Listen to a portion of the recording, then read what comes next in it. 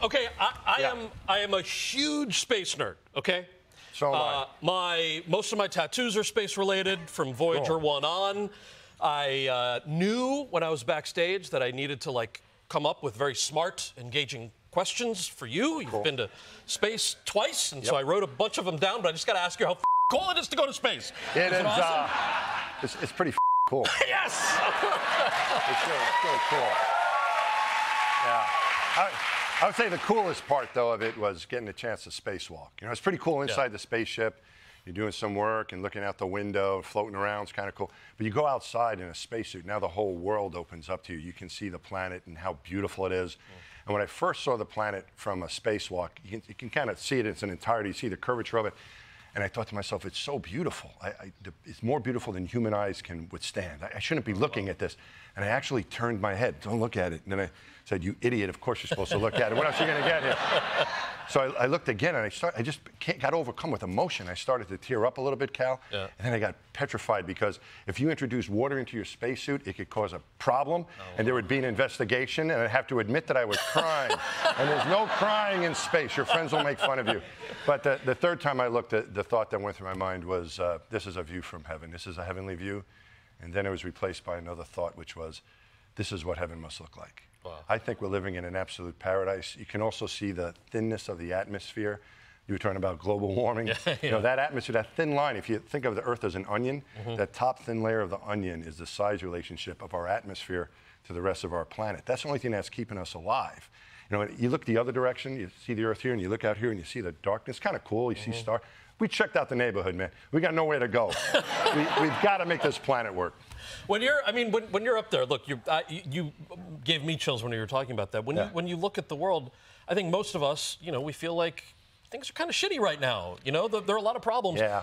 Do you have hope when you're up there and you look at things? It sounds like you only focused on the beauty. Yeah, absolutely. Because I think you see the Earth the way it's supposed to be seen from that vantage point. You just see this beautiful creation. And I have the sense, I really do believe we're living in a paradise. Now, people will mess it up, right? We do lots of bad things to each other, and there's a lot of bad stuff going on. But I think there is that possibility for happiness and love and beauty, and we should try to remember that every day. Every day I try to remember that view and apply it here on Earth. You know, whether I'm on the New York City subway or I'm looking at the ocean, you know, wherever it is, there's beauty everywhere. I was reading this. You got rejected from the NASA space program 3 times. That's right. Did you have a plan that at a certain point you were going to give up, or how did you persevere through? No, I'd still be trying now. I think. I don't think. I was at first. So NASA puts out a call for astronaut applications every couple of years. They still do that for those who are interested. The first time I applied, I got a letter back that said no. Right. I applied again, and I got another letter back a few years after that first time that said no with an exclamation point. But I kept trying. Third time, I got an interview. So the interview is not just an interview, but it's also a bunch of medical exams. And I was medically disqualified because of my eyesight. I couldn't pass the medical exam, the eye exam. Yeah. And it was pretty disheartening because once you're disqualified, they said they wouldn't even read my application again. And they didn't accept any medical procedures. But I found out about vision training. So little kids, when their eyes are still developing, if they have eye issues, they can go through training and improve their eye muscles and their vision. And I made an appointment with an optometrist, and she sees me sitting in a chair, and she goes, you know, I've never worked with an adult. And I said, Dr. Hopping, I can be so immature you won't know the difference. Please, I begged her to help me. And she did, and I was able to pick up a couple lines just so I could try again. At least I could submit again. And I got another interview, and then I got picked on the 4th try. Wow. So I'd still be going at it now. That's awesome. So, you know, when I was in 7th grade, I went to space camp. I was the shuttle commander at space camp. I wanted to be an astronaut, and then they told me there the whole vision thing at the time. At the time. I wear contact lenses. So I was like, oh, I guess I can't be an astronaut. And then later I was like, oh, also I'm bad at science and math. So, like, that's probably the other part of it. You should never let things stop you from at least trying, That's true. Well, that's why I'm here. There you go. See that? You know, I picked a different career. There you go. You recently, I think, commended Congress for investigating UFOs, or at least sort of reporting on all of that. And Whenever I see these stories on TV, I feel like everybody just thinks of like aliens coming down here, right? Yeah. And no one ever talks about the difference between life that seems to exist, Drake equation and all of that out there, versus intelligent life and the possibility that intelligent life could have visited us. Can you walk us through what each of those things are and why there's so much hype around it? I think, well, the congressional thing, what NASA's been doing is looking into UAPs. They used to be UFOs. I kind of like UFO, right? But now they're UAP, unidentified aerial phenomenon. And so they put together a pretty good committee on that, very, very reputable people.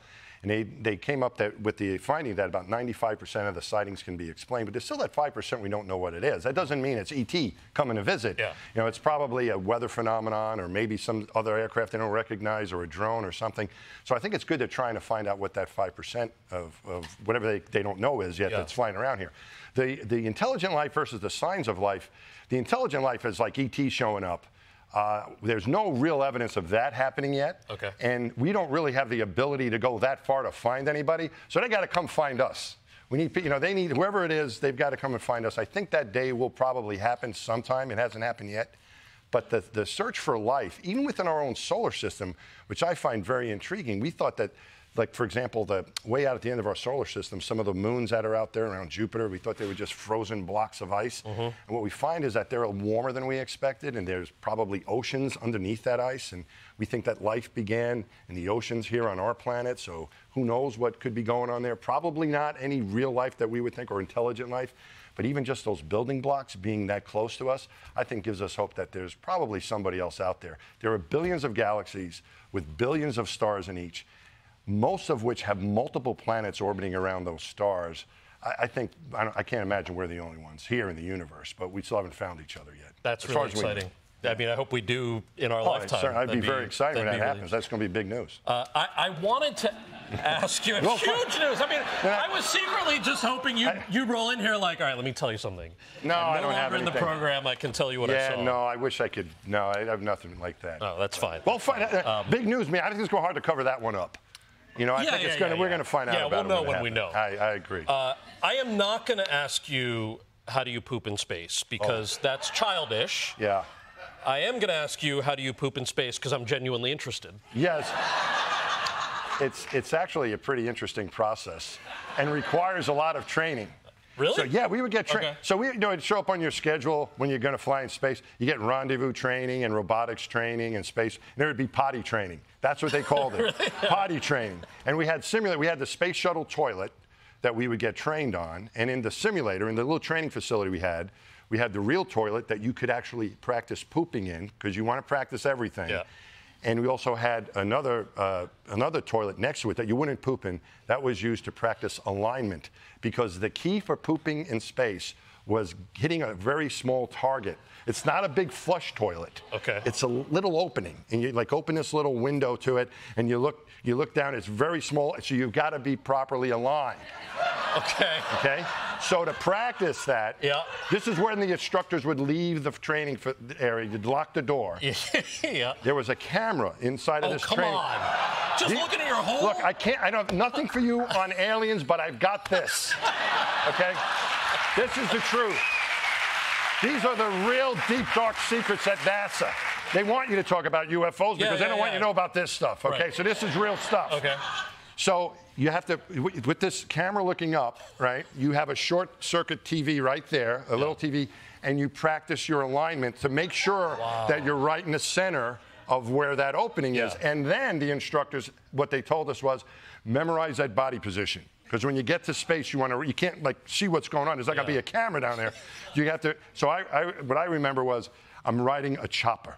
That's what it felt like. I'm riding a chopper, and I replicated that in space. And we would get that training right to refresh us right before we'd go to the Cape. It was very important. I was cued into this, Cal, by a very famous astronaut, John Young. You remember? John Young went to the moon, right? Went to the moon. Yeah. He flew in space 6 times. Was the first commander of the shuttle. He walked on the moon. Only 12 people walked on the moon. He was still an active astronaut. He was in his late 60s when I joined NASA.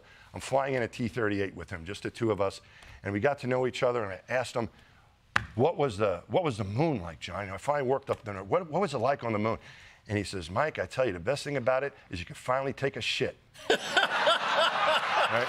You can finally take it. And I go, what? You know, what's that all about? He goes, Mike, go find out in space.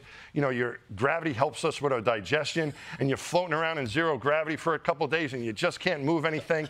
You get on the moon, that 1/6 gravity is just enough so you can let go. It's like very helpful advice. Very important Very training. helpful advice. Very important. Your book is fantastic. I read it the day it came out. I would love for you to quickly talk about the 30-second rule. I thought that was really interesting. So 30-second rule is when you make a mistake, you don't want to make mistakes, but you are going to make mistakes. You don't want to ruminate over them for a long period of time. Take yourself out of living, you know, because you're so upset with yourself. But it's okay, I think, to be upset. So what I learned in my training was when you make a mistake, and I use this in space, you make a mistake, oh man, that was a terrible mistake. You can feel upset, but cap it at 30 seconds.